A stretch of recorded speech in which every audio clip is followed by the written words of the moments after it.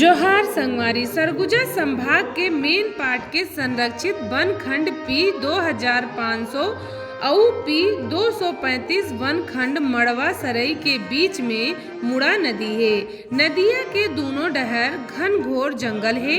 जंगल के बीच में 60 फीट की ऊंचाई ले गिरत झरझर झरझर के आवाज ले टाइगर पॉइंट जलप्रपात हा मन ला मोह लेथे।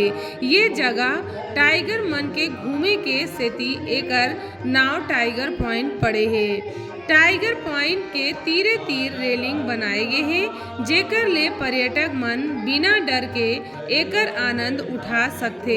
सरकारी प्रयास ले इको टूरिज्म के विकास ले महादेव मुड़ा मंदिर में एनीकेट में हमेशा 4 फीट गहरा पानी भराए रहीथे। ये जगह हा लइका मन के नहाए अउ तौरे बर उपयोगी होथे। इहाँ के फायर वाच टावर ले पर्यटक मन हा सुघ्घर अउ प्राकृतिक दृश्य ला देखे जा सकत हे।